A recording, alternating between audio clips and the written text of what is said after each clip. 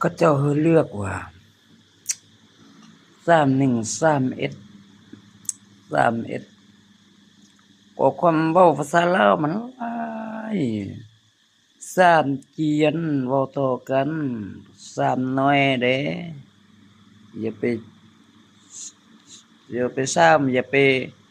เว้าคนผู้นั้นผู้นี้อย่าไปเจียนหลายหั้นนะมันบ่คือภาษาไทยมันแต่ภาษาน้อยอ้าวสู้สิซ้ำกันอยู่หั่นล่ะบ่ซ้ำคน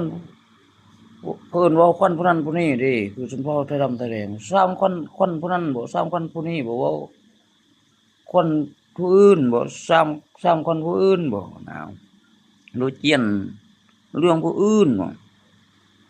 ก็เฮามันมีชื่อเสียงอยู่ทางโทรศัพท์อันหนึ่งก็เอาแต่ปากโลเว้าซุบซิบพันซุบซิบนี่เจ้าเอาจะได้บัดปากปัดบ่มีแนวจิตอบโอ้โน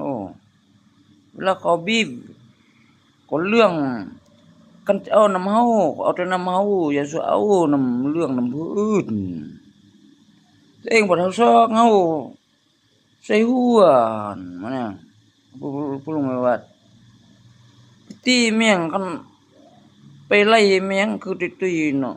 ไปหาเรื่องเขาอยู่ภาคใต้อยู่ดีอันนั้นเขาว่าผู้สร้างเว้าอันลุ่มเนาะอื่นเว้าคนผู้อื่นเนาะอื่นซ้ำคนผู้อื่นนั่นหลายเอาแต่ตื้อขายยาเขาคุก6 ปีแถวสะล้วนเขาอยู่ตำรวจชั้นตำรวจที่แท้ตุยๆแม่งอันนั้นว่าอันมาเจ้คนไม่เล่าหั่นบ่มีเงินมายืมเงินมาเฮาบ่แม่แค่แถวบ้านแถวสำเนือกโอ้หมดบางเทื่อเขาลองใจเขาก็ว่าก็อย่าแฮงจะฮู้ใจว่าเป็นจังได๋ซ่าบ่ได้ว่าอีน้อยนั้นจักเล่สิมีหยังเด้ขายแต่น้ำปั่นนั่นแหละอันใดสิอีน้อยไปแหละไปไทยความจริงมันคายเลือดมันก็ได้หลายคันกันเดือนดำมืดมันยังเป็นไรบ่แม่ก่อน3,000ไอ้แต่ครึ่งมือมันได้เท่าไรก่อนเป็นน้อยนึงเด้ก็มันบ่แม่นตัวใหญ่เด้อันนั้น